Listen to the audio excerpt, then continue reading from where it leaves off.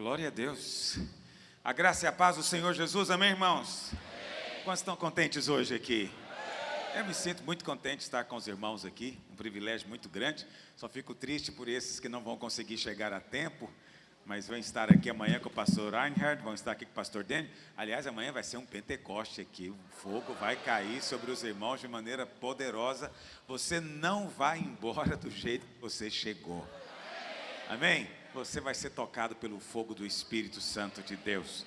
Eu já sinto, na verdade, a presença do Senhor neste lugar, né? Eu fico feliz de ver o pastor Carlos assim, tão emocionado, tão tocado. Só pode ser a presença de Deus que está em nós e que está sobre nós. Amém, irmãos? Os irmãos podem se assentar. E nós vamos fazer algo, eu não costumo fazer isso, mas como eu não poderei estar aqui amanhã com os irmãos, porque eu tive que dividir o tempo entre os irmãos e também a nossa conferência lá no Rio de Janeiro. Então nós vamos fazer hoje, vamos dividir em dois momentos. Então eu vou ministrar agora e depois vamos fazer um período de louvor e aí vamos ter a ministração da ceia do Senhor hoje aqui. Isso é algo que o Espírito Santo tem falado comigo. Eu tenho celebrado ceia agora em todo lugar. Se eu vou fazer reunião de supervisores, tem ceia. Se eu vou fazer reunião de presbitério, tem ceia, não é? Tem irmãos doentes, eu faço a ceia com ele. O Espírito do Senhor tem me inquietado muito a respeito da ceia. E agora também, toda conferência que eu vou, nós também participamos da mesa do Senhor. Há algo de Deus nisso que temos perdido. O Espírito Santo tem me inquietado para trazer de novo isso à prática da vida normal da igreja. Quantos dizem amém? Quantos estão prontos a ficar comigo aqui então? Não vai ser, eu tenho certeza que até 10h30 a gente vai conseguir fazer o que viemos para fazer. E eu queria começar compartilhando com você em Hebreus, se você quiser abrir a sua Bíblia, não sei se tem projeção. Tem projeção? Ok, glória a Deus.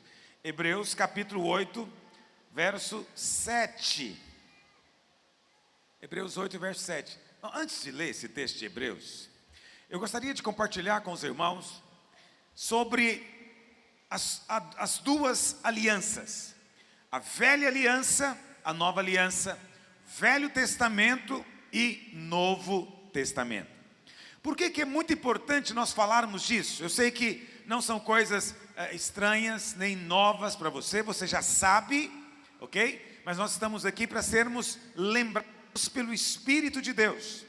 E na medida que o Espírito de Deus vai trazendo luz para você daquilo que você já sabe, uma fé nova também é fortalecida no seu coração. É que às vezes nós temos uma prática de vida do Velho Testamento, ao invés do Novo, né? Pastor Reinhard estava aqui do meu lado, com muito amor e carinho vou falar isso, porque os nossos irmãos estavam cantando, os irmãos são uma bênção, estava muito bom o louvor, muita presença de Deus. Mas é que não são os irmãos às vezes que fazem as músicas. Você sabe, hoje em dia, os teólogos da igreja hoje em dia são os músicos. Eles é que fazem a teologia. Então, quando eles fazem uma música, eles espalham uma teologia pelo país inteiro. E o cântico que nós estávamos cantando aqui fala do céu fechado. Você sabe, no Velho Testamento tinha céu fechado. No Novo Testamento não tem mais céu fechado. Por que não tem céu fechado? Essa é uma pergunta importante. Entendeu? Porque você fala, pastor, mas às vezes a gente sente um bronze na cabeça. É tudo engano do diabo. Presta atenção, você está em Cristo. Diga, eu estou em Cristo. Você foi colocado nele, dentro dele. Então, houve uma troca maravilhosa no Calvário. Lá no Calvário aconteceu a grande troca. Qual foi a troca que aconteceu no Calvário? Cristo se tornou o que eu era, para que agora eu me torne o que Ele é. Cristo tomou o meu lugar, que era a cruz, para que agora eu possa tomar o lugar que é dele.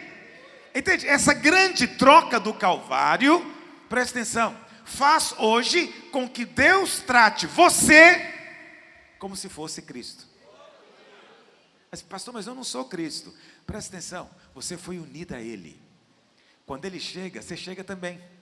E quando você chega diante de Deus, não é você que está chegando sozinho, Cristo está chegando junto com você. Presta atenção, numa coisa você está certo, o céu só está aberto sobre Cristo. Sabia disso? A Bíblia fala que no dia do batismo, não é? Ele entrou lá no Rio Jordão, e a Bíblia fala que o que aconteceu? A expressão bíblica é poderosa. Quando ele entrou, os céus se abriram. Os céus se abriram, o Espírito desceu sobre ele, e o Pai liberou a palavra: este é o meu Filho amado. Isso significa que onde Cristo está, o céu está aberto. Porque o céu está aberto sobre Cristo. Sobre você não está. Eu tenho que te dizer isso com muito amor e carinho. Sobre mim não está. Quem sou eu para abrir o céu sobre a minha cabeça? Eu não tenho merecimento nenhum. Eu não tenho justiça nenhuma em mim mesmo. Mas Deus faz o quê? Como o céu só pode estar aberto em Cristo, Ele pega você e coloca em Cristo. Aí quando você está em Cristo e o céu está aberto sobre Cristo, sobre quem que o céu está aberto agora? Sobre você, aleluia. Mas não tem nada a ver com você. E pastor Rainer? Não tem nada a ver conosco. Nada a ver conosco. Não tem nada a ver com o seu mérito. Essa é a grande troca do Calvário. Deus relaciona conosco com base no representante. Esse é um princípio que você vai ver em toda a palavra de Deus.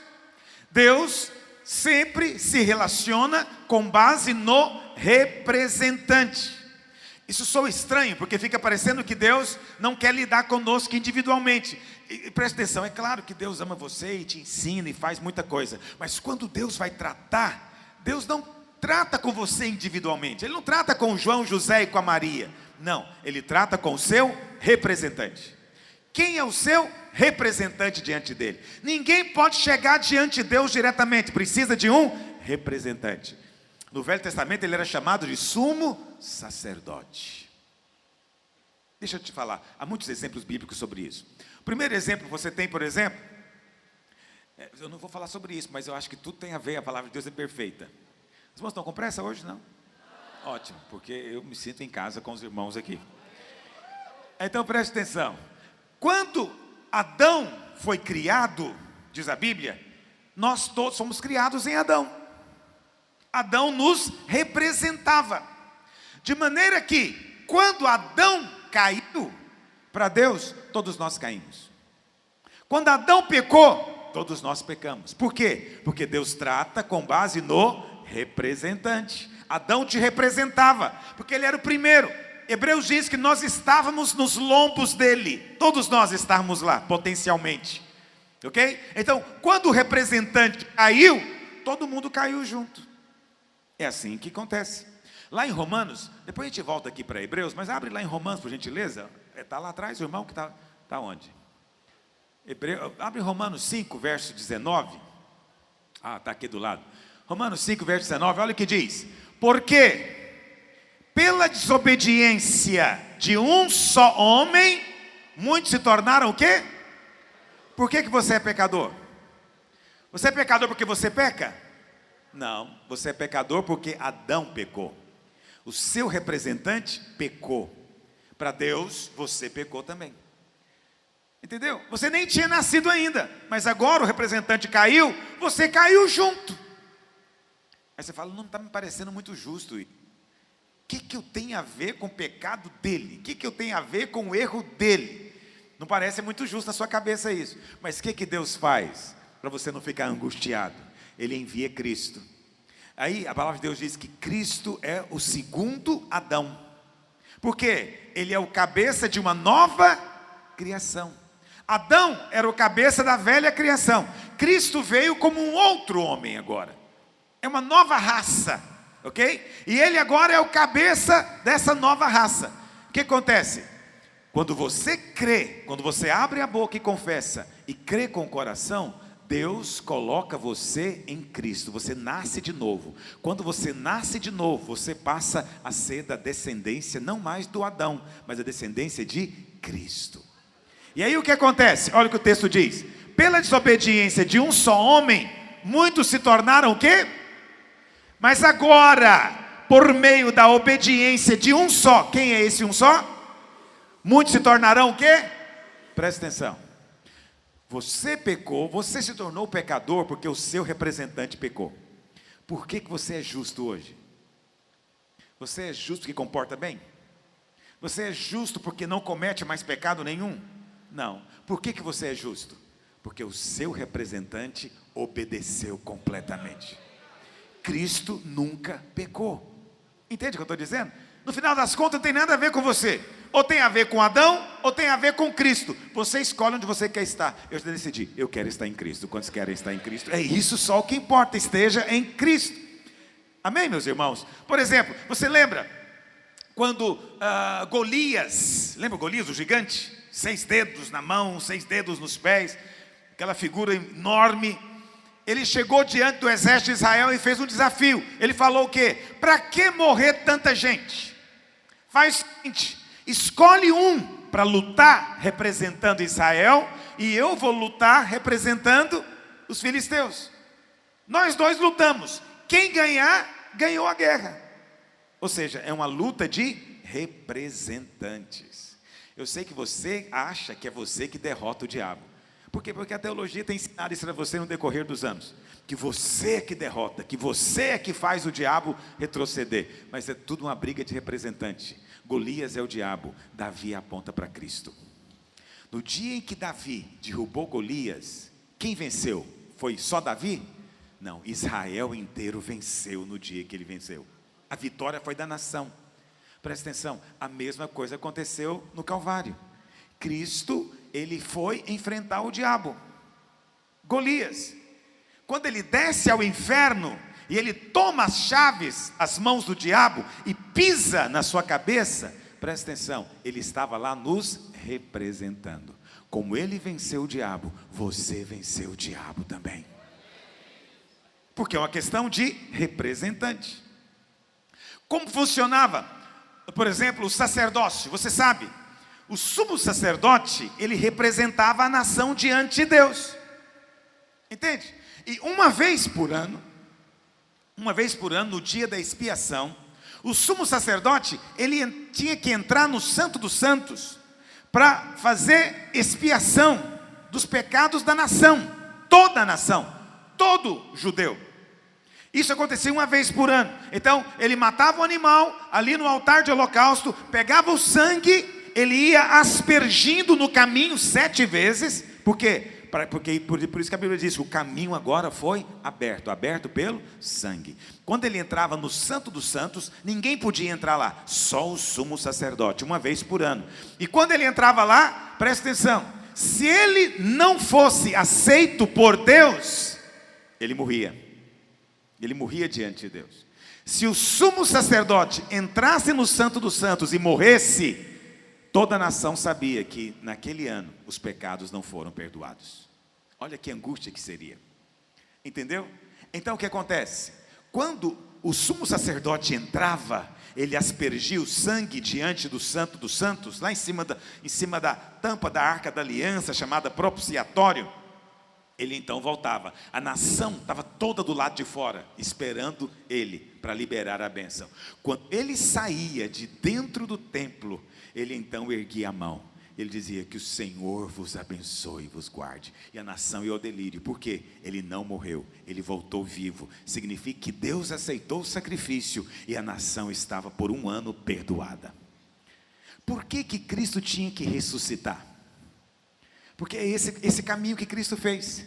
Ele é o cordeiro que foi morto, mas ele também era o sumo sacerdote. Porque ele é tudo. Ele era o cordeiro e era o sumo sacerdote. E ele entrou na morte, no Santo dos Santos, para oferecer o sangue. Ao 3º dia, quando ele volta, nós agora podemos ficar alegres, sabe por quê?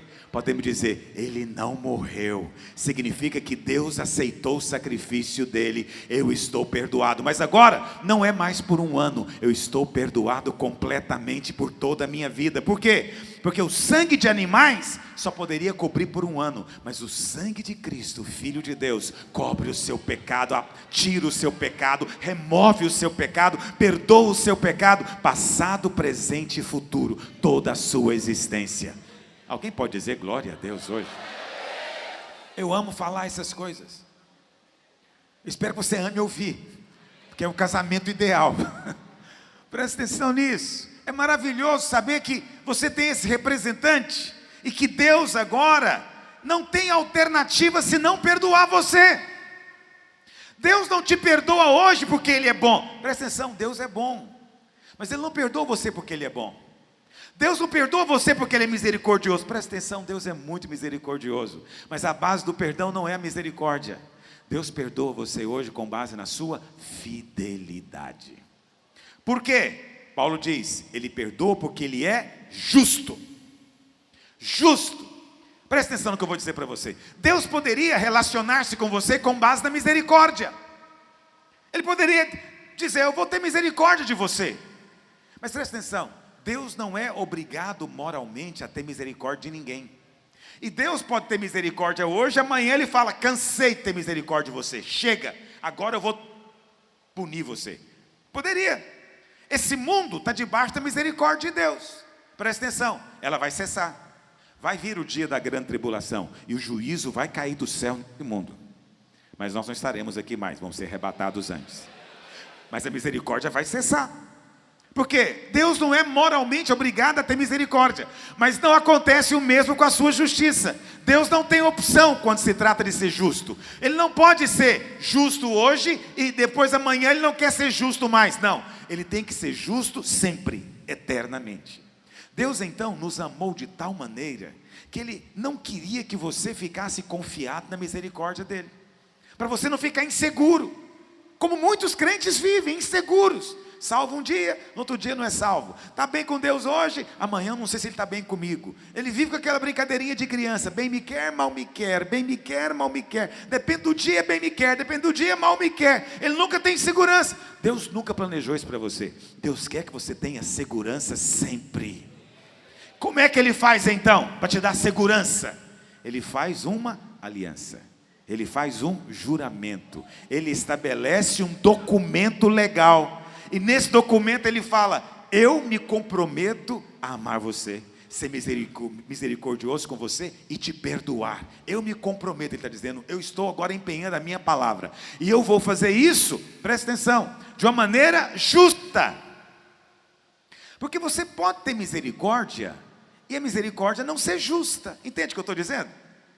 Por exemplo, vamos supor que o Dênio errou comigo, não é?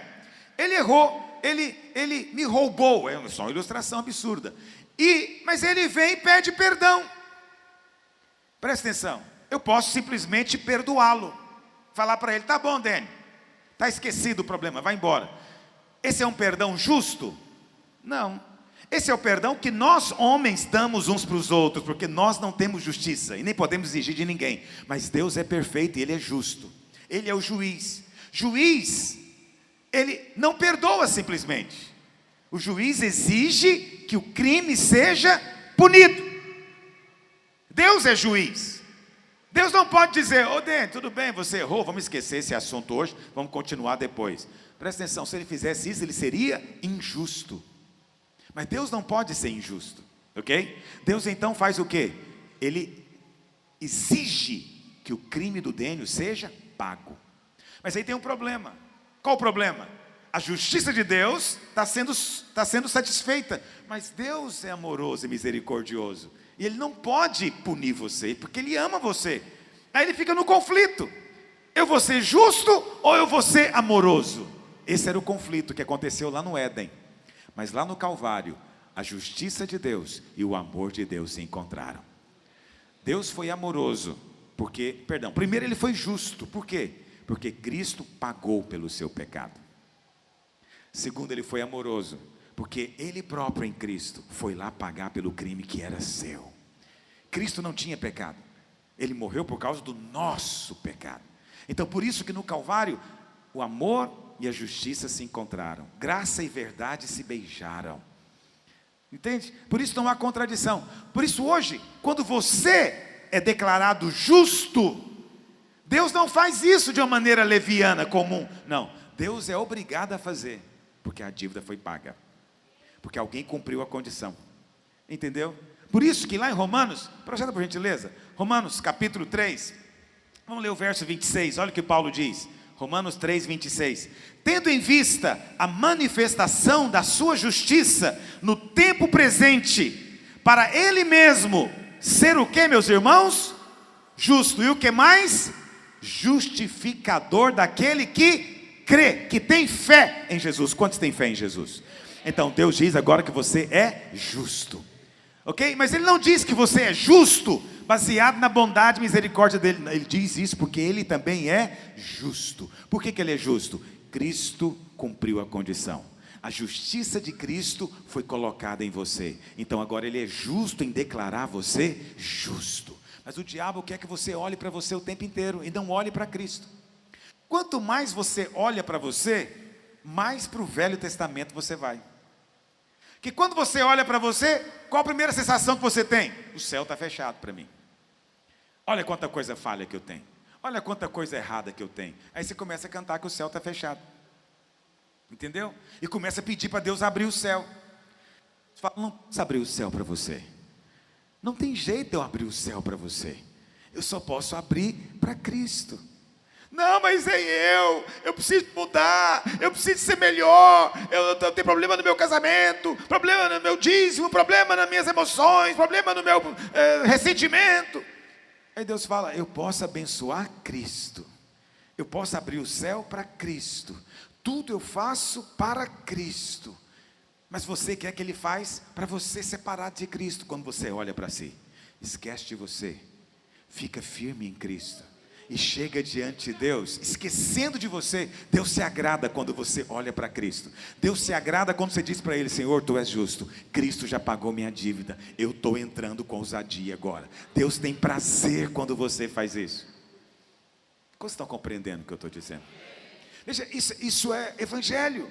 É você compreender a base do evangelho. Isso muda o seu relacionamento. Isso te traz paz para relacionar com Deus. Não tem nada mais importante do que paz na vida, filho. A paz é o centro de tudo, tudo. Paz, paz em casa, paz com Deus, paz com os irmãos, paz em todos os sentidos. A paz é o centro do evangelho. Quando eu me converti, há 40 anos atrás, a pregação era para ter paz.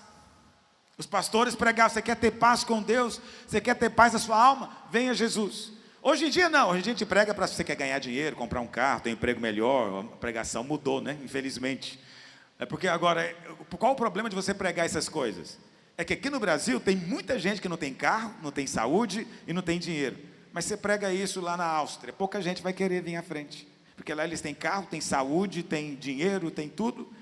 Mas tem uma coisa que na Áustria não tem lugar nenhum do mundo. Não há paz para o ímpio. Para o ímpio não há paz, diz o Senhor. Isaías 12. Não há paz. O país considerado, ou os países mais desenvolvidos do mundo são os países nórdicos.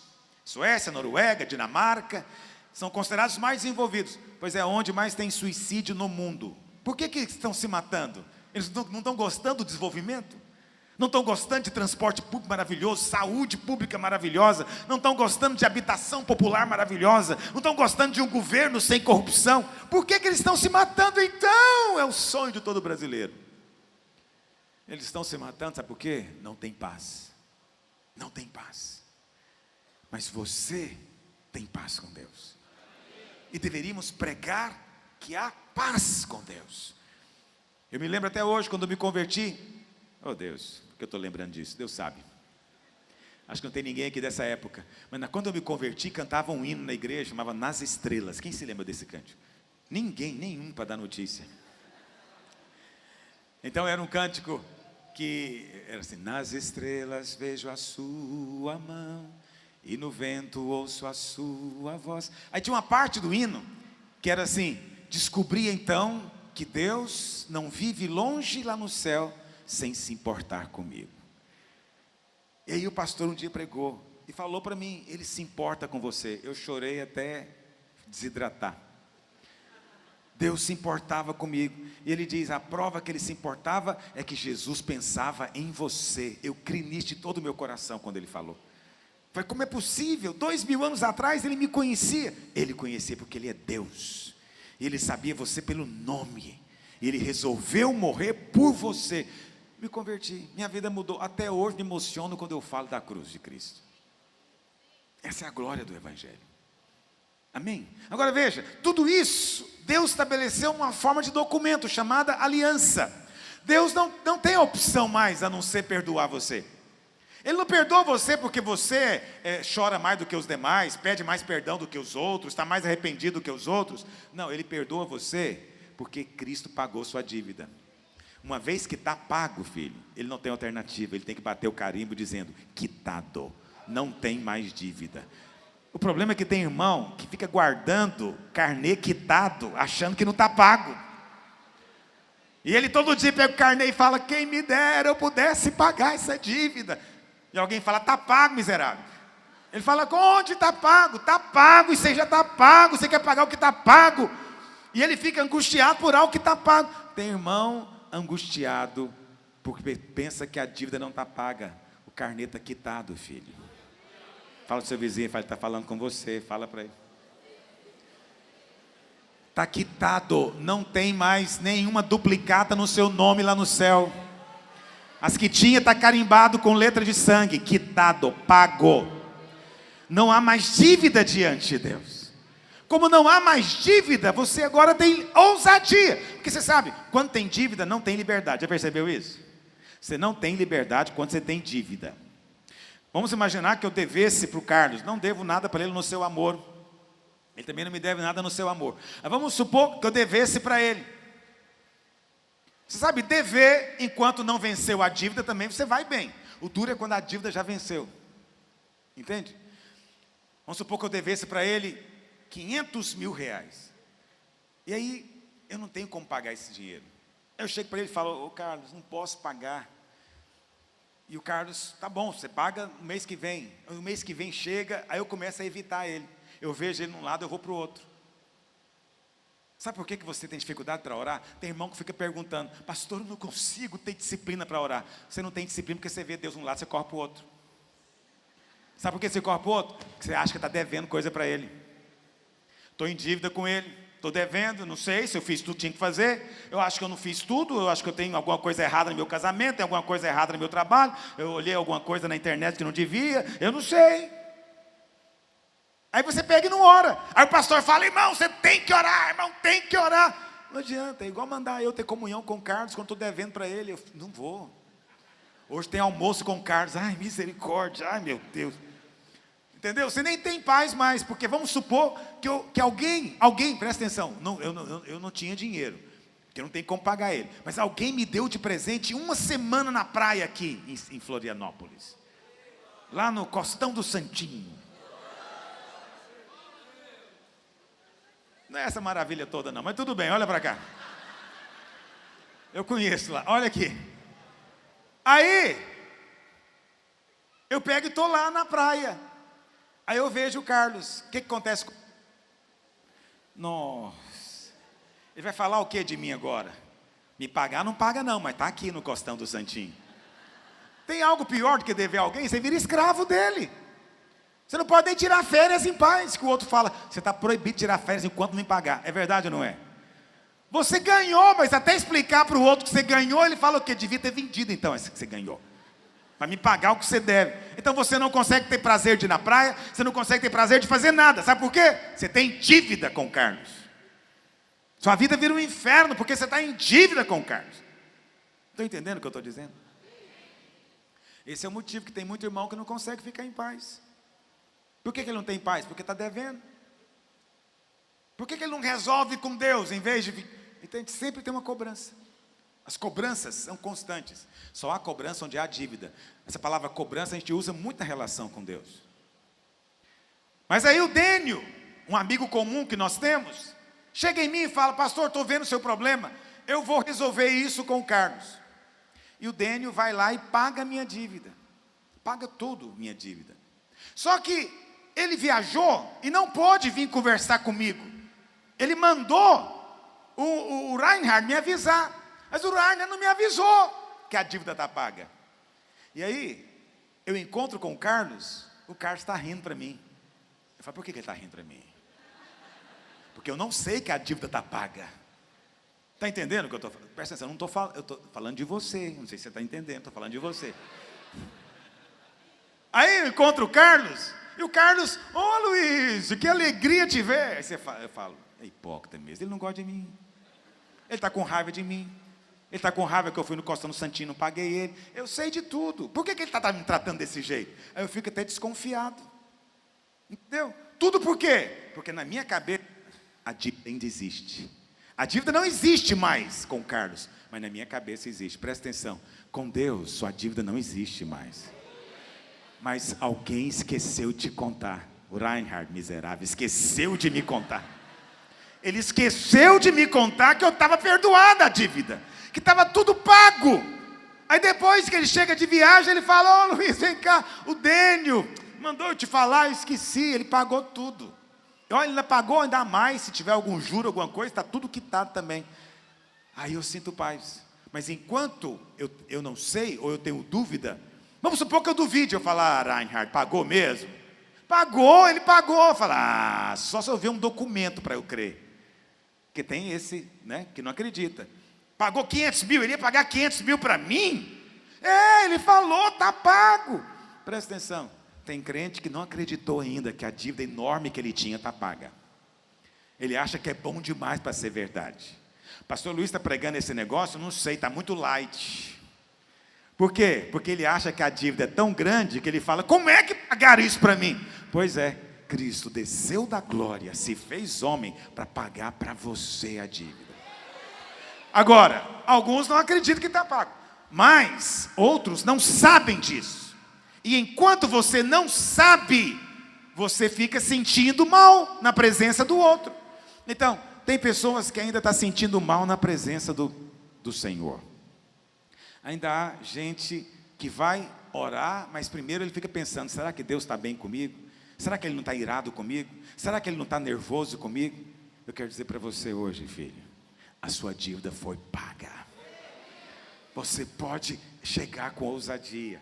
Quando você vê o pai rindo para você, não é invenção do pastor Luiz, não, ele está rindo mesmo para você. Mas sabe por que ele está rindo? Porque já está pago. Porque se não tivesse, ele não estaria rindo. Ele ia te cobrar a dívida, porque ele é justo. Mas agora está pago. Ele continua sendo justo. Por isso você pode lembrá-lo. Senhor, está pago. Ele vai dizer, está pago mesmo. Pode entrar. Está tudo quitado. Foi pago com juro e correção. Todo escrito de dívida contra você já foi quitado no céu. Não, pastor, isso aí foi o seguinte. Foi paga a dívida do que eu cometi até hoje. Ou até ontem. Mas pastor, de ontem para hoje eu aprontei um negócio ali. Está pago já? Pois é, essa é a glória da nova aliança.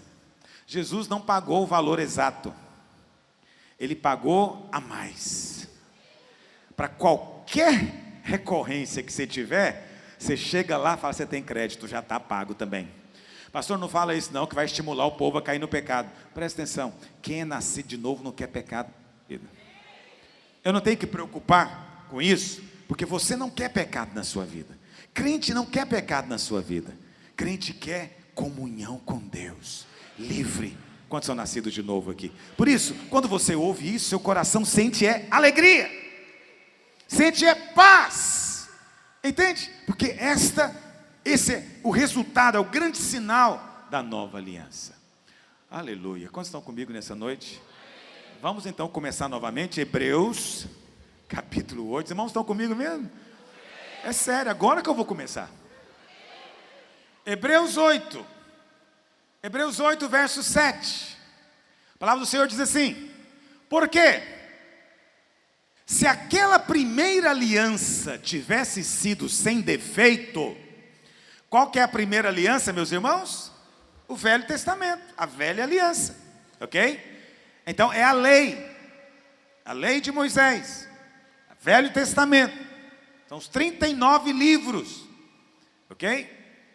Se ela tivesse sido sem defeito, de maneira alguma estaria sendo buscado lugar para uma segunda. Qual que é a segunda, meus irmãos? A nova aliança. Presta atenção, a lei, diz a Bíblia, é perfeita.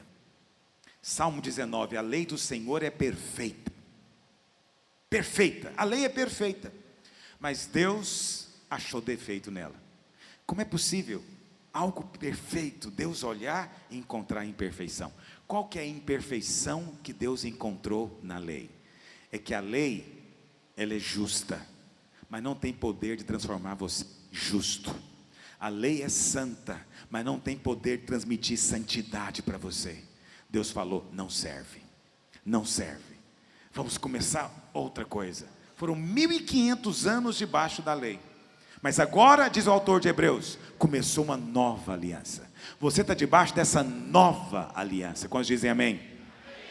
Presta atenção, ao dizer isso, eu não estou dizendo para você que o Velho Testamento não é de Deus. Eu não estou dizendo para você que você não deve ler o Velho Testamento. Ok? Que agora você vai ler só o Novo. Não, você pode ler o Velho. Ok? Na segunda ministração vou falar um pouco sobre isso. Você pode ler o Velho, mas você vai ler o Velho usando a chave do Novo. Está entendendo o que eu estou dizendo? Você vai ler o Velho Testamento usando Cristo como a chave. Cristo é a consumação do Velho Testamento. Você lê o Velho Testamento sem colocar Cristo e a obra de Cristo lá, vai te dar problema. Por exemplo, você vai ler lá no Velho Testamento, por exemplo, que eles sacrificavam o cordeiro. Ora, meu querido, você sabe que o cordeiro é Cristo. Cristo, o cordeiro, já foi imolado. Então, quando você lê lá no Velho Testamento, você tem que entender que aquele cordeiro é Cristo. Ele é o cordeiro que tira o pecado do mundo. Você vai ler qualquer coisa no Velho Testamento, por exemplo, você vai ler: o caminho do justo é como a luz da aurora, que vai brilhando mais e mais até ser dia perfeito. Aí, no Velho Testamento, quem era justo? No Velho Testamento, justo é quem obedecia os mandamentos, quem obedecia a lei, ok? Mas Paulo diz que ninguém nunca conseguiu cumprir toda a lei perfeitamente, ok? Então, no Novo Testamento agora, quem é que é justo? É quem cumpre o mandamento? Não, justo é aquele que crê na obra de Cristo. E quando você crê, a justiça de Cristo é passada para você, imputada a você. Aí você vai ler o mesmo versículo no Velho Testamento. Caminho do justo é como a luz da aurora, que vai brilhando mais e mais até ser dia perfeito. Aí você fala o quê? Ah, Deus, eu queria tanto ser justo. É assim que você fala? Não, essa é a oração do velho. Qual a oração do novo? Ó Deus, te dou graças, porque eu fui justificado pela fé. E agora o meu caminho é como a luz da aurora. Quanto mais eu ando, mais brilhante ele torna, até ser dia perfeito na presença de Deus. Então é a chave. Você vai ler o velho, mas vai ler o velho usando a chave do novo. Se você não fizer isso, o velho vai matar, ao invés de trazer vida. Vamos ver isso daqui a pouco, vamos continuar.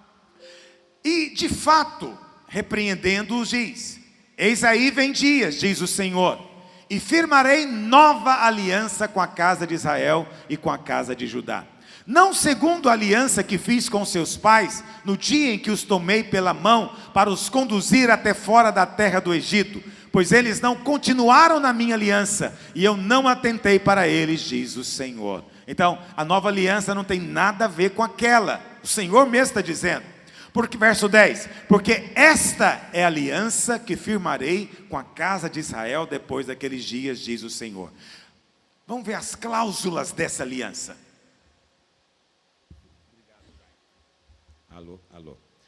Vamos ver as cláusulas dessa aliança. É a aliança que você está envolvido agora, ok? Então olha, primeira cláusula da nova aliança: na sua mente imprimirei as minhas leis. Primeira característica: na velha aliança existia lei, mas a lei estava fora do homem, de maneira que o homem obedecia ou tentava obedecer à lei, não é porque ele, dentro dele, gostava daquilo.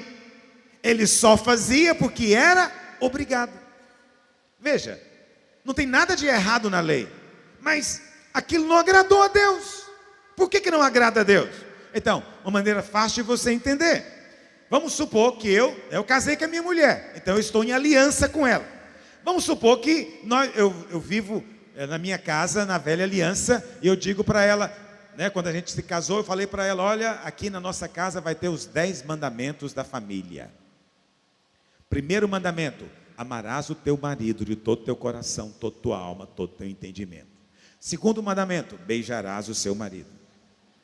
Terceiro mandamento, farás comida para ele todos os dias.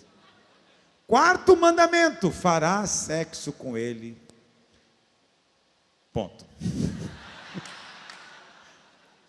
Esse é o quarto mandamento na minha casa, mas em outras casas muda a ordem. Olha para cá.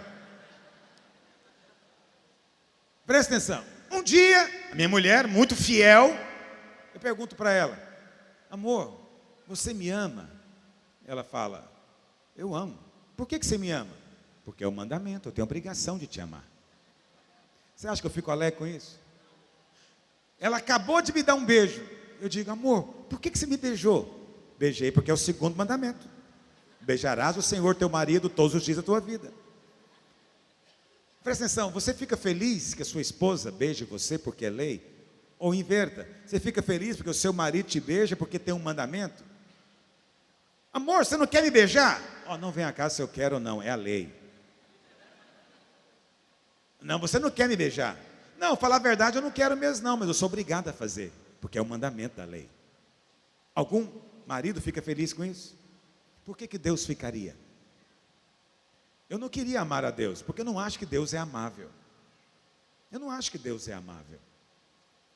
Como é que eu vou amar um Deus que faz essas coisas? Você sabe, muitos crentes têm uma imagem muito ruim de Deus. Aceita as mentiras do mundo. Não é?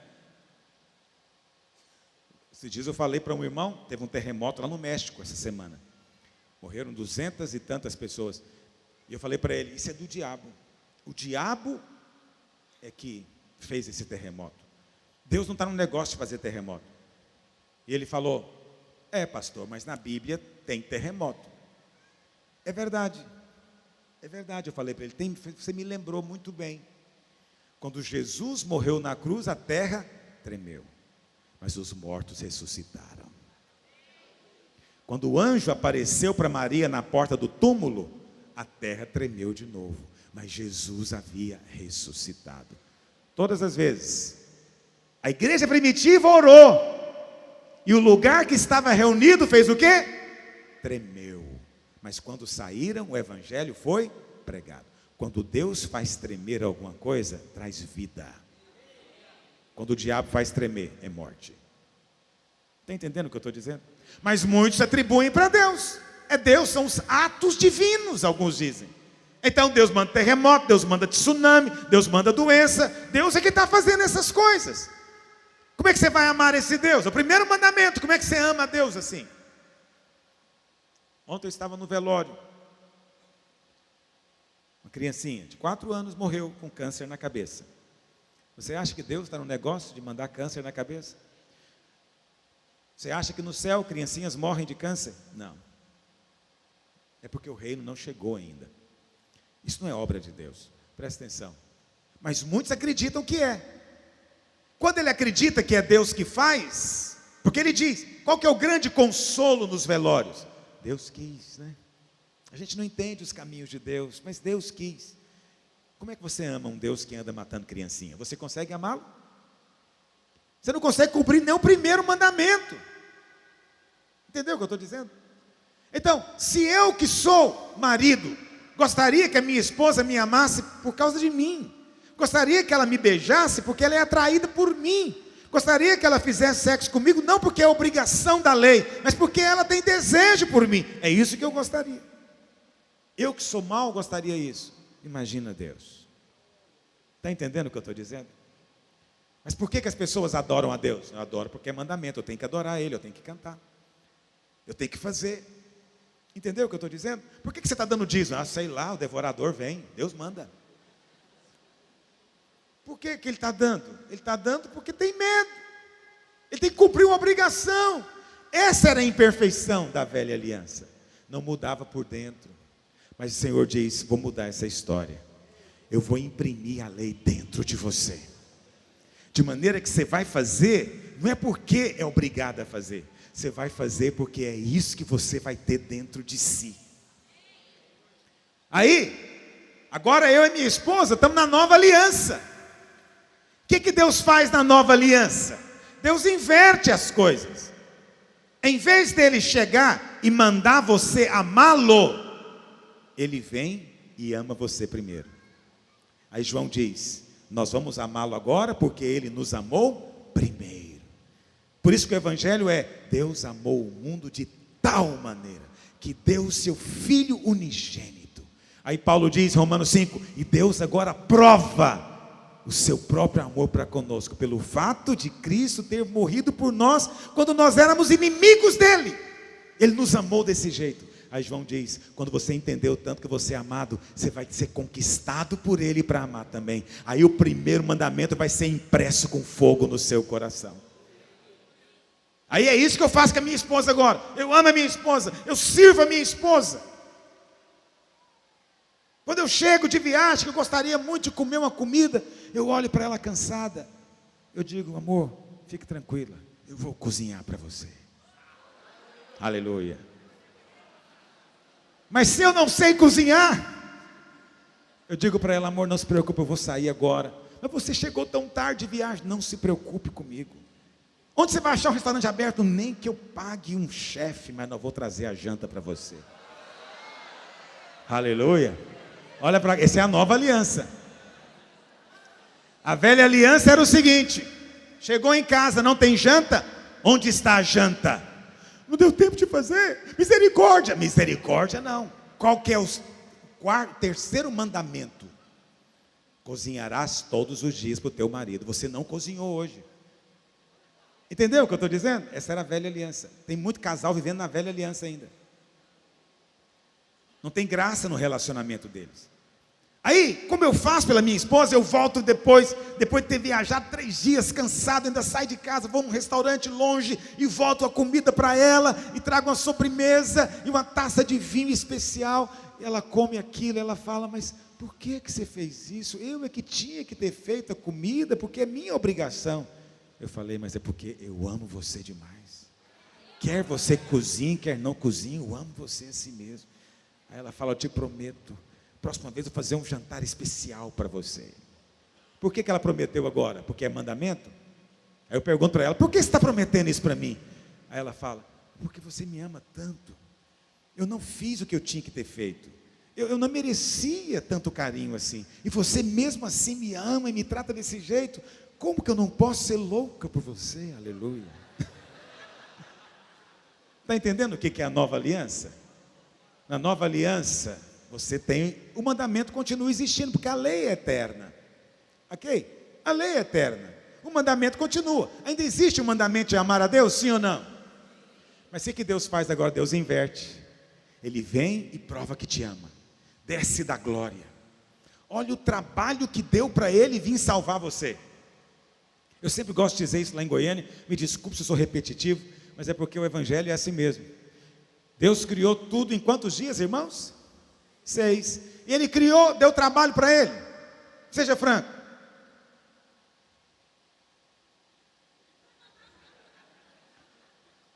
Isso é pecado para a morte. Porque se meu olhar fosse como Superman, né, estava tudo tostado aqui agora. Mas graças a Deus é só olhar de graça que eu tenho agora. É só...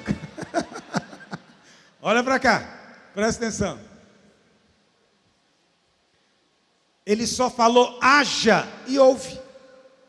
Haja luzeiros no céu, e surgiu a lua, sol, estrelas. Ele só falou. Está me entendendo? 6 dias, diz a Bíblia. Mas, para salvar o homem, foi muito mais complexo. Demorou milhares de anos, séculos. Deus teve que criar um caminho para chegar até a terra. Deus teve que encontrar o homem, Abraão, fazer uma aliança com esse homem, criar uma nação. Depois dessa nação, ele teve que encontrar uma mulher, Maria. Dessa mulher virgem, ele teve que colocar vida dentro de um óvulo, porque foi só barriga de aluguel, ok? Não tem nada de Maria em Jesus, nem de José. Só barriga de aluguel. E ali Deus teve que diminuir e tornar-se um óvulo na barriga de uma mulher. depois lá dentro desenvolver, tornar-se um feto, depois um bebê, nascer indefeso. Imagina, o Deus Todo-Poderoso, Jesus Cristo, nas mãos de uma mulher, indefeso. Já parou para pensar nisso? Tem uma canção muito bonita que diz isso: quando Maria acalentava ele, acalentava o Deus que criou os céus e a terra. Quando Maria dava mamar para ele, estava dando de mamar para o Deus que criou os céus e a terra. Tem noção do que é isso? Aí ele teve que se diminuir, só isso já é sofrimento. Um Deus deixar a sua glória e virar homem. Mas ele viveu no mundo cheio de odores, cheio de desconfortos, cheio de todo tipo de problema. Foi rejeitado, foi cuspido, foi açoitado, foi traído. Depois ele teve que fazer aliança com o homem, foi para a cruz, teve que suportar toda a ira de Deus sobre ele. Teve que morrer. Deus não morre. Jesus não podia morrer, porque a morte é o salário do... Jesus não tinha pecado, como é que ele ia morrer? Por isso é mentira essa história de que mataram Jesus. Ninguém matou Jesus. Os judeus mataram, não matou. Os romanos mataram, não mataram. Presta atenção, os cravos na mão não puderam matá-lo. Os cravos nos pés não puderam matá-lo. A Bíblia fala que ele tinha um poder. O autor da vida tinha um poder. O poder de entrar na morte. E com as mãos presas e os pés presos, ele entrou na morte. Ele morreu voluntariamente. Ele se ofereceu como sacrifício. Só Deus pode fazer isso. Teve que descer o inferno. Foi o inferno. Deus teve que ir para o inferno, porque a condenação era completa sobre nós. Olha o trabalho que deu. Olha o trabalho que deu. Se você achou que chegar de uma viagem e fazer uma jantinha para minha esposa seria alguma prova de amor, avalie essa prova de amor, diz Paulo. E aí, quando você entende essa prova de amor, e presta atenção, quando você nem estava pensando em Deus, você não estava pedindo para ser salvo, ó Deus me salva, não, ninguém estava querendo ser salvo, Deus fez porque Ele nos amou, nós éramos inimigos dEle, pensávamos mal dEle, tínhamos raiva dEle, ódio dEle, mas Ele nos amou. E aí, quando você entende o quanto você é amado, e você aceita e você crê, aí acontece a primeira cláusula: na sua mente imprimirei a minha lei. Isso significa que agora você não está mais debaixo da lei. Por que não está mais debaixo da lei? Porque agora, não é que você pode quebrar a lei. As pessoas pensam, eu estou livre da lei, eu posso fazer o que eu quiser. Não, não pode. Quando você é apaixonado, você não é livre para fazer o que você quer. Você só consegue fazer o que é bom para quem você ama. Você entende o que eu estou dizendo? Quando você é conquistado em amor, você não é livre mais. Você não tem saída. Você até queria, mas não tem jeito. Você é apaixonado demais. Eu falo para minha mulher, louve muito a Deus porque eu sou apaixonado por você. Eu falo para ela, você é uma mulher bem-aventurada. E ela fala, você também. Ela tem um jeitinho assim, bem, de muita autoridade espiritual. Você também é um homem bem-aventurado. E nós ficamos nós dois brigando com as armas das bem-aventuranças lá. Brincadeira, presta atenção. Ter a lei impressa no coração significa que para você a lei é algo espontâneo. Eu não sei quanto a você, eu tive 2 filhas, poucas, né? Reconheço, devia ter tido meia dúzia. E tenho agora 2 netas. E as lutas são sempre as mesmas. Elas querem comer chocolate, iogurte, não é verdade? Skinny, não sei mais o que, essas bobagens. Mas você fala, tem que comer brócolis. Não, brócolis eu não quero. Por que você não quer? Não gosto. E aí, a gente é obrigada a obrigar a criança. Porque você sabe, a Bíblia diz que a lei só existe para 2 tipos de gente: marginal e criança. Por que o marginal tem que ter lei? Para ver se pelo menos o medo leva ele a não fazer aquelas coisas erradas. Por que a criança tem que ter lei? Porque ela não tem entendimento das coisas. Não é verdade? Então lá na minha cozinha tem os 10 mandamentos do vovô. Quais são os 10 mandamentos da cozinha? Primeiro, não tocarás na faca. Proibido terminantemente. Então eu não fico esperando ela sentir no coração. É proibido. Chegou perto, não toca. Criança é assim. Segundo mandamento, não tocarás em nenhuma panela sobre o fogão. Não puxe a alça. Não queira ver o que está dentro. Não derrame sobre você. Essas são cláusulas do segundo mandamento. Minha casa é cheia de mandamentos, já percebeu? Por quê? Porque é criança. Está me entendendo? Mas adultos precisam de ter um mandamento, não tocarás na faca? Não. Adultos sabem o que estão fazendo. E quando é um mandamento moral, por que marginais precisam e você não? Porque se eu tivesse poder de imprimir dentro da minha netinha, da minha filha, a vontade de comer brócolis, não precisaria de mandar ela comer. Ela ia olhar e falar, hoje tem brócolis, aleluia. Mas eu não tenho esse poder. Mas Deus tem. Aí Ele imprimiu algo dentro de você. Você acha que não está impresso, mas está. Quer ver uma prova como está impresso? É que quando você erra, você não quer continuar no erro. Você fica desconfortável. É verdade ou não é? Já viram aquele irmão que ele está magoado e ele fica mais em conflito do que quem magoou ele? Os irmãos que ficam magoados, eles ficam atormentados na alma. O outro que magoou nem percebeu que magoou. Está em paz, vivendo. Ele fala, ai meu Deus, oh, manda, não Senhor, não manda não, Jesus. Oh, você fica cheio de conflito, você não quer sentir aquilo. Você está sentindo, mas você não quer sentir. Esse é o sinal de que tem uma lei impressa dentro de você. Porque se não tivesse uma lei impressa em você, não haveria conflito. Entendeu? Você imediatamente iria odiar e pronto, acabou. Mas você não quer. Aí gera-se uma demanda na sua alma. Por quê? Alguém escreveu algo dentro de você. O que foi escrito? Que você tem que perdoar, porque você agora é filho dele. Ele te perdoou, você perdoa também. Aí você fala, mas eu não dou conta de perdoar. Mas está escrito dentro de você. Mas ele merecia um castigo, mas está escrito dentro de você. Estão entendendo o que eu estou dizendo? E depois que está escrito, não tem como apagar mais.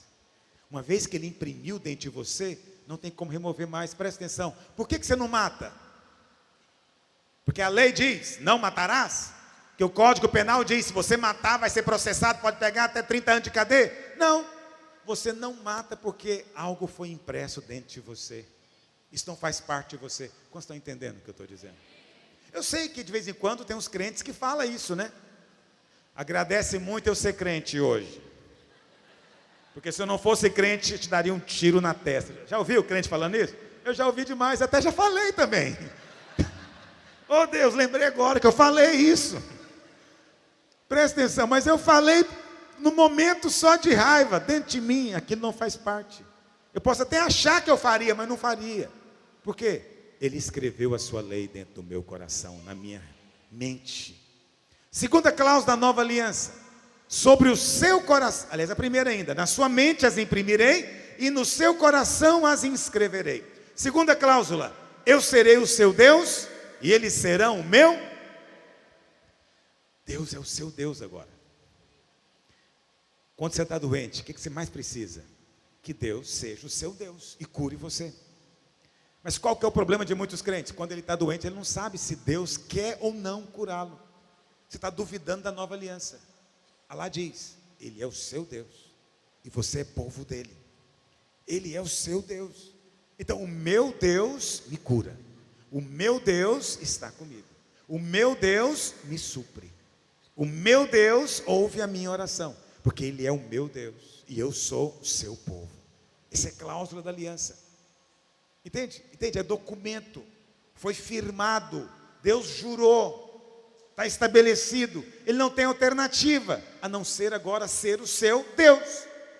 E Hebreus diz que Ele não tem vergonha de ser chamado seu Deus. Jesus não tem vergonha de ser chamado seu irmão. Nós às vezes temos vergonha de certos crentes. Ele não tem. Teve um tempo atrás que teve um pastor famoso que falou, não sou evangélico mais, porque eu tenho vergonha dos evangélicos. Eu falei, ainda bem que ele não é Deus. Eu pensei, se ele fosse Deus, Deus continua sendo o nosso Deus. E não tem vergonha de ser o nosso Deus. Ah, mas você apronta tanto? Ele não vai deixar de ser o seu Deus. Mas você não é essa pessoa perfeita. Ele sabia disso e assim resolveu fazer uma aliança para ser o seu Deus. No meio de qualquer circunstância, Ele quer ser o seu Deus. Não, pastor, eu aprontei. Sabe, eu aprontei, eu mereço agora isso aqui. Preste atenção. Mesmo que você aprontou, e você fala para Ele, Deus, eu até merecia, mas me livra. Sabe o que Ele vai fazer? Vai livrar você. Aí o vizinho vai morrer de raiva, vai dizer, mas ele merecia, ele errou, por que ele não está recebendo o troco? Porque Jesus já ganhou a punição na cruz. Agora quando você clama, Ele te ouve. É boa notícia ou não é? Então, eu não consigo entender como tem crente que não quer pregar o Evangelho. Como tem crente que tem vergonha de pregar o Evangelho. Eu não consigo entender como tem irmão que acha que é um fardo pregar o Evangelho. Ah, esse negócio de célula, multiplicar célula, vamos ganhar o mundo, não sei o quê. Isso é um exagero, eu não quero peso, estou na graça. Presta atenção, você está na graça mesmo. E quanto mais você entender essa graça, mais você vai querer contar ela para alguém. Porque se você não quer contar para os outros, tem algo muito estranho nesse seu conhecimento. Está entendendo o que eu estou dizendo? Se você não quer desfrutar dele, isso é outra coisa muito comum. Tem gente que está na graça, mas agora ele quer ir para a praia, não quer ir para o culto. É só aqui, lá em Goiás tem praia, é mais fácil o povo ir para o culto. Aqui os pastores sofrem mais. Presta atenção. Você sabe uma coisa que eu sempre acho?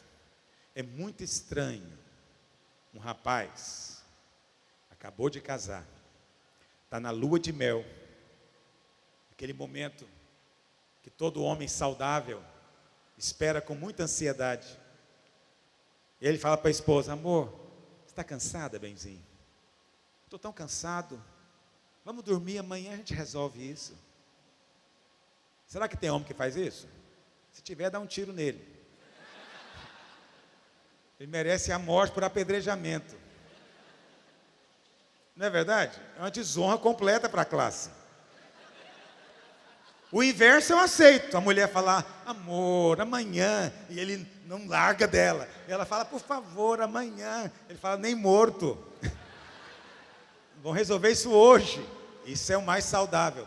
Ela, apesar dela fazer o charminho, ela está feliz, que ela sabe que você a deseja e a ama. Está entendendo o que eu estou dizendo?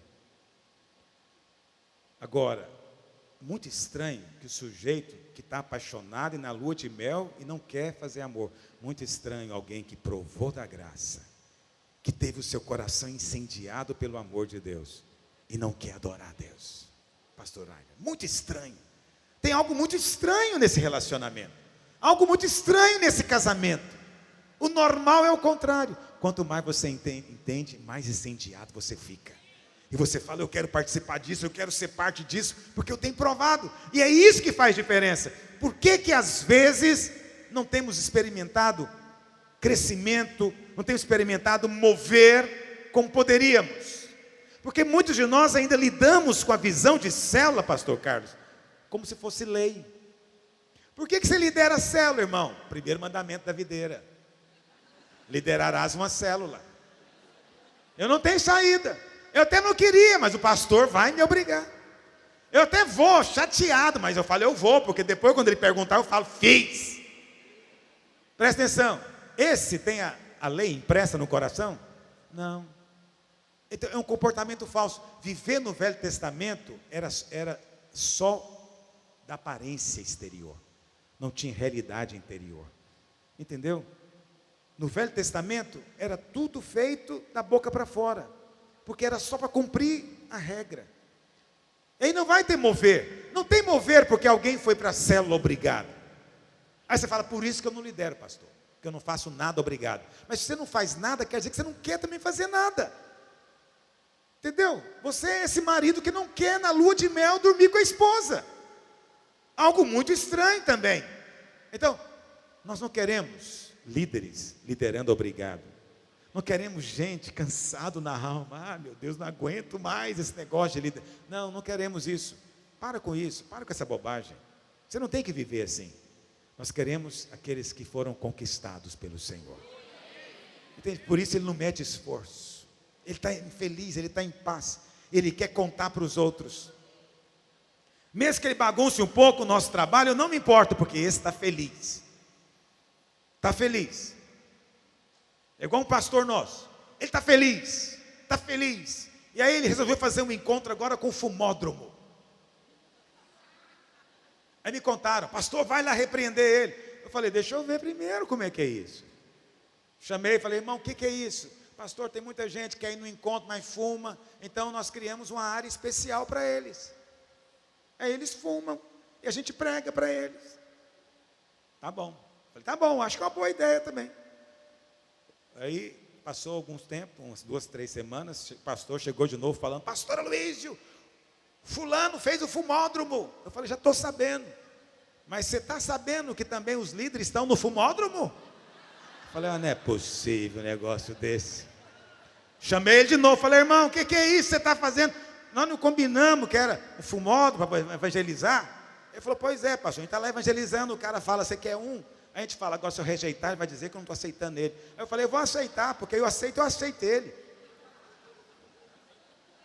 Me deu vontade de dar um couro. Eu falei, para com isso, você vai parar com isso hoje.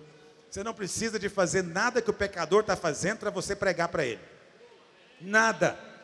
Aí alguém fala, vamos proibir ele de fazer. Eu não vou proibir ele de fazer coisa nenhuma.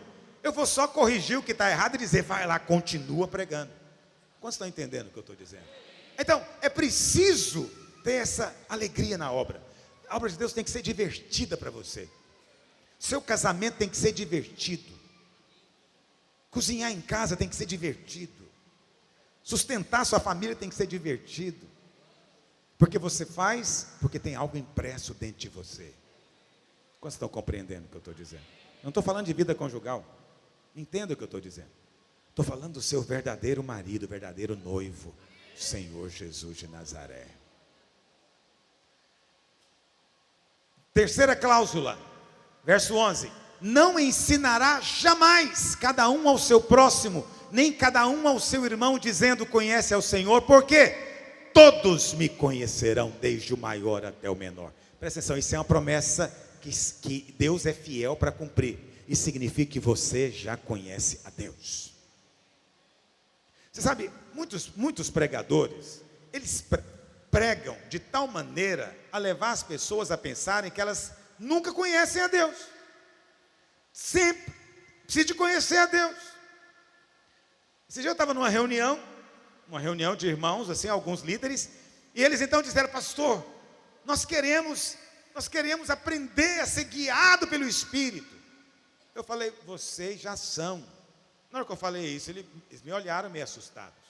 Eu falei, vocês já são guiados pelo Espírito 95% do tempo de vocês. Só 5% que você ainda está pisando na bola. Ele falou, pastor, mas como é que é isso? Eu falei, porque você não atribui ao Espírito muitas das coisas que acontecem com você, mas é o Espírito. Por exemplo, você estava na sua casa, e você pensou, vou lá conversar com o pastor Luiz. De quem que foi a ideia? Do Espírito. Mas você acha que foi sua, mas não foi, foi o Espírito. Você está na sua casa, vendo televisão, de repente você fala uma coisa, eu vou ouvir uma música, eu vou orar um pouquinho agora. Quem que foi que falou isso com você? Foi o diabo? Não. Foi a sua carne? Também não. Quem falou? O Espírito falou com você. Presta atenção, o Espírito está falando com você todo o tempo. O problema, vou falar uma coisa para você hoje aqui, que eu nunca vi em lugar nenhum, então você tem todo direito de jogar fora se você quiser, nunca vi ninguém pregando também isso. Já ouvi pregando o inverso, vou te contar o que é. Muitas vezes eu ouvi pregadores pregando, e eu mesmo preguei e creio que é verdade. Quando o diabo vai falar com você, ele sempre fala na primeira pessoa. Já viu isso, pastor Reinhard? O diabo fala na primeira pessoa. O diabo nunca diz, você é feio. Não, ele nunca diz isso. Ele diz, eu sou feio. Ele sopra no seu ouvido, eu sou feio. Eu sou desprezível. Eu não tenho valor. Eu não sou coisa alguma. Entendeu? Eu vou fazer isso. Então presta atenção. O diabo, ele vai tentar você, mas ele quer tentar de tal maneira que você não perceba que é ele. Então qual que é a astúcia maligna? Ele falando na primeira pessoa, você pensa que procede de você. Mas eu vou te falar algo que eu nunca ouvi, e eu creio que é verdade também. O Espírito Santo faz do mesmo jeito. O Espírito Santo não fala, você tem que ofertar, você tem que pregar. O Espírito Santo fala, vamos pregar.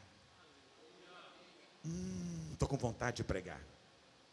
Presta atenção. Aí você fala, pastor, como é que é isso? O Espírito Santo não fala para disfarçar. Não, o diabo sim, o Espírito Santo não. O Espírito Santo fala assim por uma realidade bíblica. 1 Coríntios 6:17 diz assim, aquele que se une ao Senhor se torna um só Espírito com Ele. Quantos foram unidos ao Senhor aqui? Presta atenção, isso não é doutrina, isso é experiência. É doutrina também, não é meramente ensino, é experiência. Você foi unido ao Espírito. De maneira que agora, o Espírito Santo está tão unido a você, que quando te dá uma vontade de ofertar, acredite, a vontade não é sua. É o Espírito Santo dizendo, acho que eu vou ofertar. Acho que eu preciso ir lá conversar com aquele irmão. Você tem mais impulso do Espírito do que você pensa. Só que você atribui a outras fontes, a sua mente, imaginação, outras coisas. Mas o Espírito Santo está falando com você o tempo inteiro. Está me entendendo o que eu estou dizendo? Começa a fazer testes. Eu recomendo você a andar nessa aventura santa com o Espírito. Entendeu? Tiver uma vontade de falar um versículo para alguém, fala simplesmente. Vai lá, faz o teste. Faz o teste. Eu me lembro uma vez, é um fato acontecido, eu estava numa reunião e não era assim, uma conferência, né, fora. E eu estava sentado e de repente eu olhei para o lado e me veio um pensamento. Eu preciso de orar com aquela pessoa, porque ele tem conflito homossexual. Eu falei, ai meu Deus.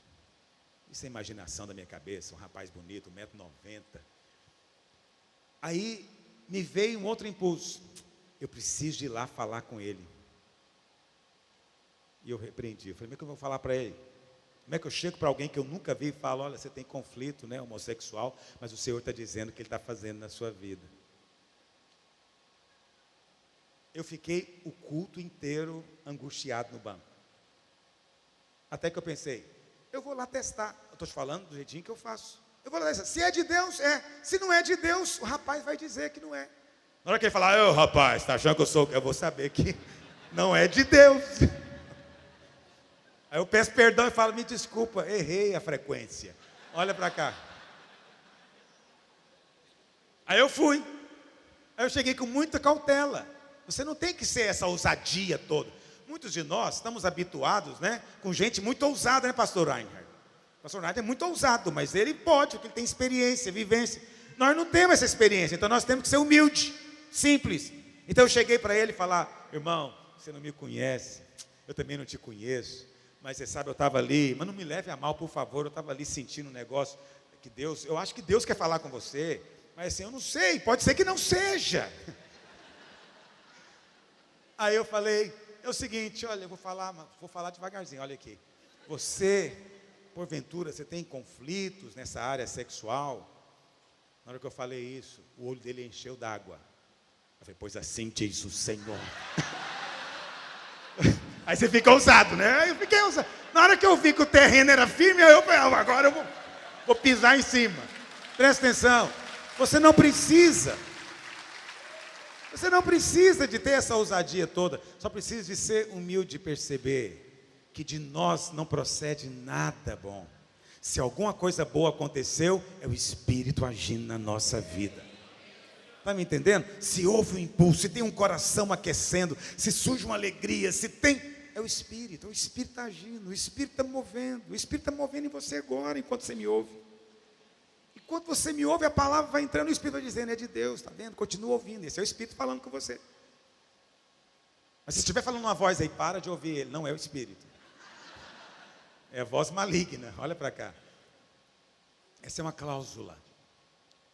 Jesus disse lá em João, capítulo 10, o tempo já acabou? João capítulo 10, o Senhor disse, as minhas ovelhas conhecem a minha voz. Quantas são ovelhas aqui? Você não precisa de ter medo. Quando o pastor falar com você, você vai conhecer a voz dele. Imediatamente. Até porque, vamos ser francos, não é obrigação da ovelha aprender a distinguir a voz do pastor. É obrigação do pastor ensinar a ovelha a ouvi-lo. É verdade ou não é? Então isso nem é obrigação sua. Isso é ele que vai fazer. Sabe por que você vai reconhecer a voz do pastor? Porque o pastor vai treinar você. Entende? Isso é como uma criancinha. Presta atenção, a mãe tem que ficar ensinando para a criança. Presta atenção na minha voz, quando eu falar com você, você vai saber que sou eu. Quando eu falar, mães não ensinam para a criança. Já viram isso? Mas tem criança que na barriga da mãe, quando a mãe fala mais alto, ela se mexe. É verdade ou não é, irmãs? Conhece a voz da mãe. Quando a mãe fala, tem alguma coisa estremece dentro da criança. Aí a criança, presta atenção, ela fica 9 meses ouvindo a voz da mãe, mas ela nem ouve perfeitamente, porque você sabe, dentro da barriga, ela não vai ouvir com nitidez. Mas ainda assim, depois que nasce, a criança pode estar toda nervosa por alguma razão. Quando a mãe fala, calma, mamãe está aqui, ela sabe, é a mãe que está falando. Imediatamente ela muda a postura. Ela continua chorando se estiver com fome ou com dor. Mas se ela estiver só com algum desconforto, imediatamente ela muda. E quanto mais ela cresce, mais ela percebe a voz, mais calma ela fica. Presta atenção, você é essa criança. Você não precisa se preocupar. Você já conhece a voz do seu Senhor. Você não tem que fazer curso. Eu não tenho que criar um curso na igreja, como ouvir a voz de Deus. Não preciso, porque aqui diz que o maior até o menor vai entender. Deus está falando comigo. Deus está falando comigo. Eu estou na reunião, Deus está falando comigo. Ah, pastor, mas tem gente que se equivoca. Pode ser que tem gente que usa essa expressão só para se livrar de você. Entendeu? Ele quer terminar um namoro, mas ele não quer falar que não gosta de você. Aí ele fala o quê? Deus falou comigo. Ele joga a culpa em Deus. Está entendendo o que eu estou dizendo? Então, tem muito crente que joga a culpa em Deus o tempo inteiro. Ah, pastor, eu acho que eu vou sair da igreja. Por quê, irmão? Meu tempo aqui já acabou. Como assim? Deus falou comigo, pastor. Aí quando o membro fala isso, o que eu falo para ele? Falou nada. Não, não falo isso. Eu falo, então vai em paz. Eu não discuto quando Deus fala. Mas eu tenho certeza que a questão não é que Deus falou. Ele fala isso porque isso chama cala a boca, pastor. Quer fazer o pastor calar a boca? Fala para ele, Deus falou comigo. O senhor vai querer questionar agora? Ninguém questiona. Presta atenção. Então tem gente que brinca com isso porque ele não quer assumir. A gente nunca quer fazer as coisas desagradáveis. A gente joga na conta de Deus. Eu me lembro, quando eu comecei, a igreja começou a crescer, eu tive que contratar funcionários. E um dia eu tive que demitir um, porque estava aprontando demais. Mas aí que eu descobri que eu não tenho dom de demitir funcionário. Eu fiquei muito ruim. Falei, como é que eu faço agora? Meu Deus, que desconforto. Aí eu orei. Falei, Senhor, toca no coração dele para pedir as contas. Aí o Senhor falou comigo, você contratou, você demite. Eu não tenho funcionário é seu. Senhor, não me parece justo isso. Mas o Senhor queria me ensinar, evidentemente. O Senhor falou comigo, sério. Mas eu queria que ele fizesse algo que eu tinha que fazer. Respirei fundo, criei coragem e falei para a pessoa, Deus não te falou nada esses dias? Não, pastor, por quê? É porque eu estou sentindo que seu tempo aqui acabou.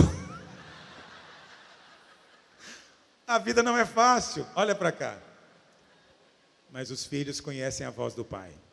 As ovelhas conhecem a voz do pastor. Todos me conhecerão. Esse conhecimento não é doutrinário, é intuitivo, é no espírito.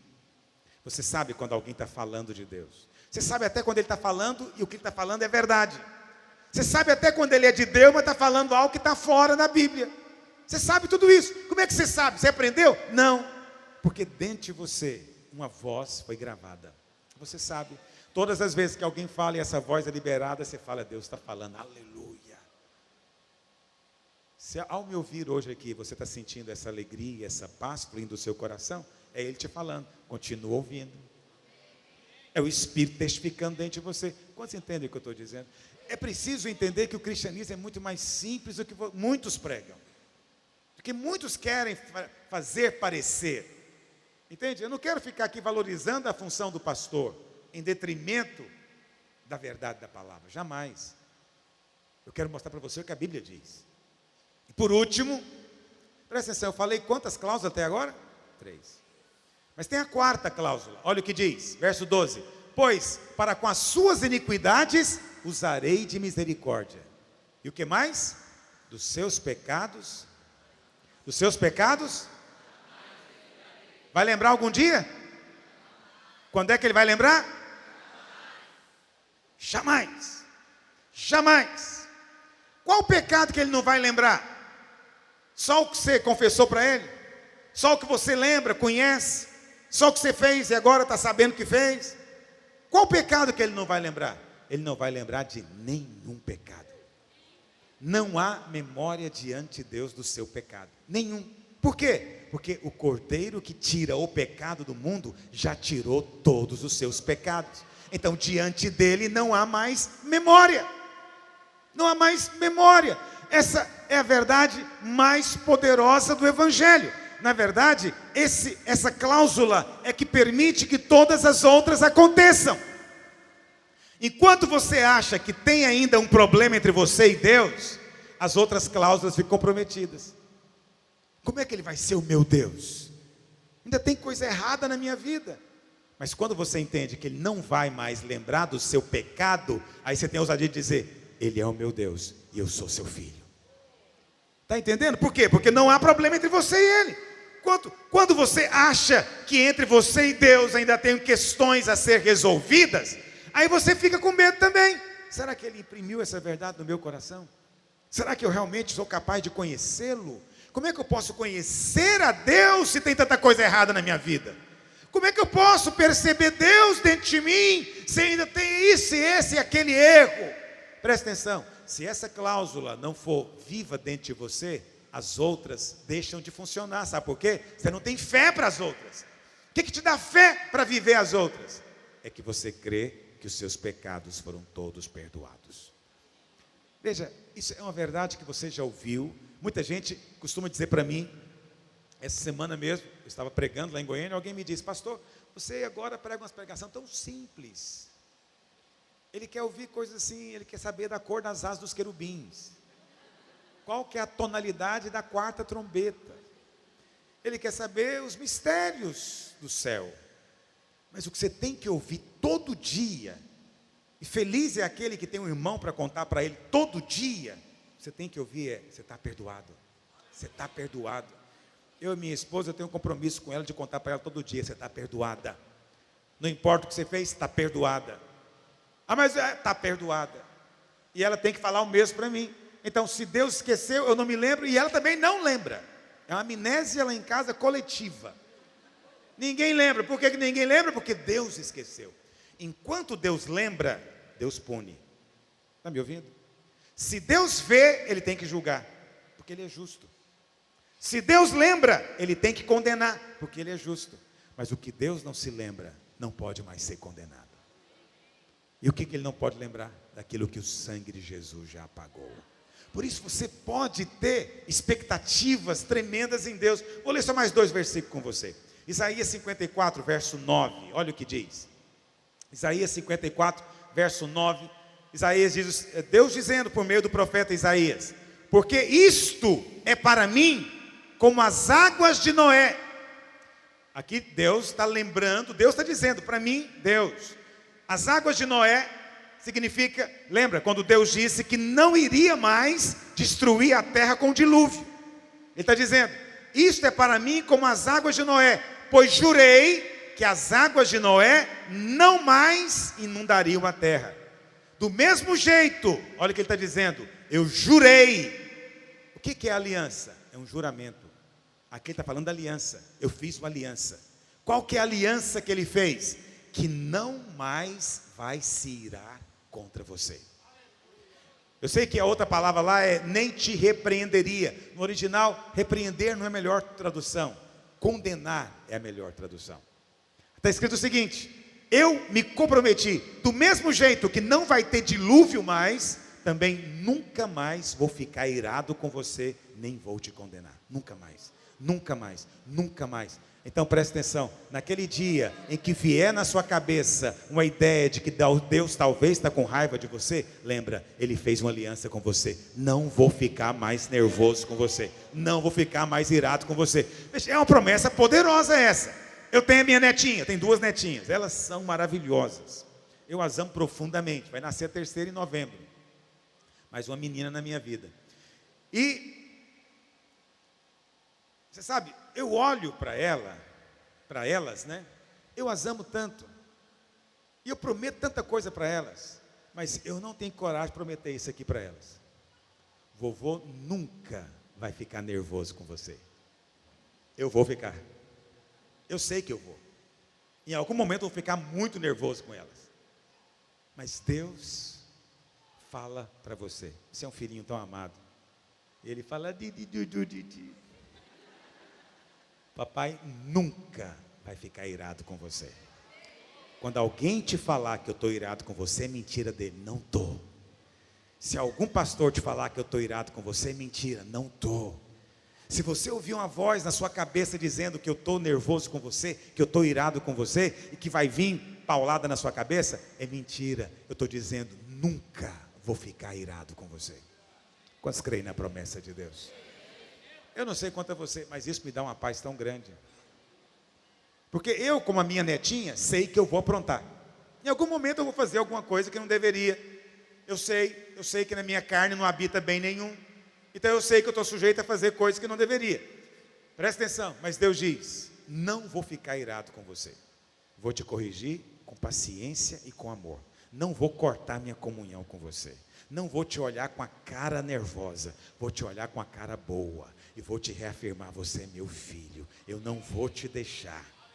Mas pai, eu errei. Você errou e vou te corrigir. Eu não quero que você continue no erro. Mas presta atenção, papai não está nervoso com você. Está perdoado. Está perdoado. Das suas iniquidades, nunca vou me lembrar. Sabe por que ele pode prometer que não vai ficar irado com você mais? Porque lá em Hebreus ele diz, dos seus pecados jamais me lembrarei. Se ele não lembra, como é que ele fica nervoso?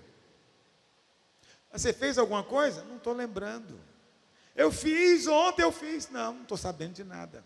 Já viram aquele ditado que os olhos não veem, o coração não sente? Deus não vê o seu pecado.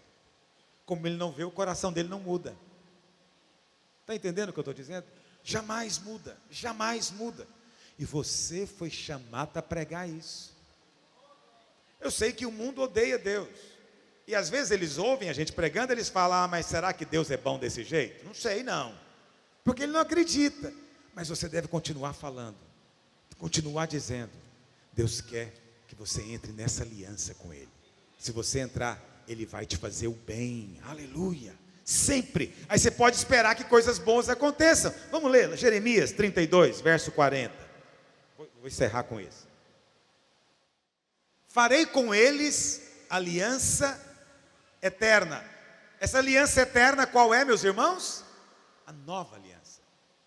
Nova aliança. Mais uma afirmação a respeito da nova aliança. Por que que a nova aliança é eterna?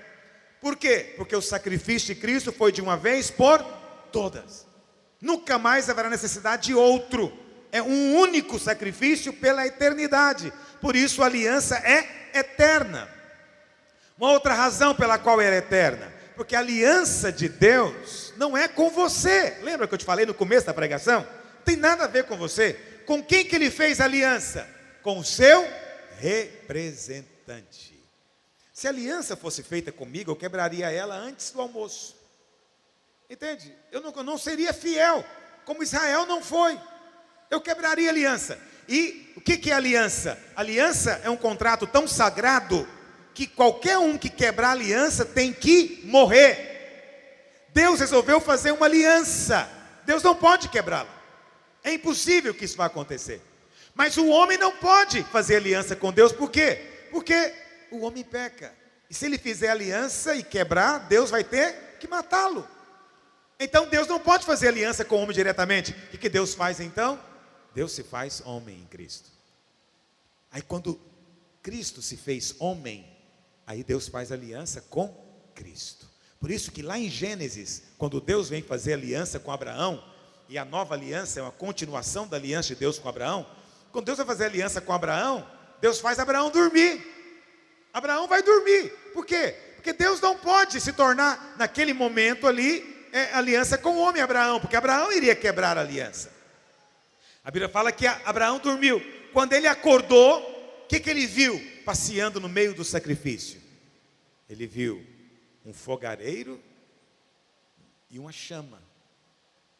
Uma chama e um fogareiro. Quem eram eles? O pai e o filho. Eles estavam caminhando no meio do sacrifício, fazendo aliança. Aliança entre Deus Pai e Deus Filho. Só que Deus Filho se fez homem. Então, a aliança é de Deus com o homem. Quem é que representa o homem? Cristo que se fez homem. Nenhum dos dois pode quebrar a aliança. Como Cristo cumpriu completamente a parte dele na aliança, Deus tem que cumprir a parte dele agora. Qual que era a parte de Cristo? Obedecer, viver sem pecado, pagar pelos nossos pecados no Calvário. Essa é a parte de Cristo, ele fez. Qual que é a parte de Deus? Imprimir a lei no seu coração. Qual que é a parte de Deus? Ser o seu Deus. Qual que é a parte de Deus? Você conhecê-lo desde o menor até o maior. Qual que é a parte de Deus? Ele não vai mais se lembrar do seu pecado. Qual que é a parte de Deus? Porque ele não se lembra, ele nunca mais vai ficar irado com você. E porque ele faz isso, a aliança é eterna. E olha o que diz: farei com eles aliança eterna, segundo a qual não deixarei de lhes fazer o bem. Olha que interessante. Porei o meu temor no seu coração, para que nunca mais se apartem de mim. Se você nasceu de novo, nunca mais você vai poder se apartar dele. Mas o que é importante, eu quero encerrar com esse ponto. Você pode esperar coisas boas na sua vida agora. Porque Deus fez uma aliança de só fazer o bem para você. Deus não vai fazer o mal. Deus não vai matar seu filhinho. Deus não vai matar o seu marido. Deus não vai tirar o seu emprego. Deus não vai quebrar sua perna, nem fazer você ficar paralítico. Deus vai mandar lepra na sua cabeça. Presta atenção, Ele só vai fazer o bem. É o que está escrito. Ele comprometeu-se por uma aliança eterna com você. O ímpio não. O ímpio está debaixo da maldição e da ira ainda. Se ele não crê, vai para o inferno. Não vai ter nenhum bem para ele. Mas você agora está debaixo da aliança. Para você agora, um futuro de glória apresenta para você. Mas quando você não crê na aliança, olha para cá. Quando você não crê na aliança, você abre mão do bem de Deus. E você se conforma com o mal que o diabo traz. E você jura que é Deus que está fazendo. Você se conforma com a vida infeliz, se conforma com a vida ruim, se conforma com a vida sem dinheiro, sem saúde, sem paz. Você acha que a vida é assim mesmo, que a vida tem que ser assim, não é? Alguns até acreditam que Jesus vivia assim, porque a Bíblia fala em Isaías 53, que ele era homem de dores. Mas Jesus só foi homem de dores no Calvário. A Bíblia fala que no dia a dia a alegria dele era maior do que a de todos os outros. Ele vivia uma vida alegre, Jesus era alegre. Mas no Calvário ele pegou as suas dores, as suas tristezas, a sua separação de Deus, como seu representante. Essa é a troca. E agora você vai ter a comunhão que ele merece ter com Deus. Você vai ter o futuro que Jesus merece ter. Você vai ter só o que o Senhor merece ter, porque Ele é o seu representante. Deus faz para você o que Cristo mereceria receber. Pergunto para você: Cristo merece que a oração dele seja ouvida, sim ou não? Então a sua vai ser ouvida. Porque para Deus, quando você ora, é Cristo orando. Está entendendo? Cristo merece um futuro feliz? Então você merece também. Cristo merece bênção de Deus? Então você vai merecer também. Mas não por causa de você. É porque quando você chega para Deus, o seu representante chegou primeiro.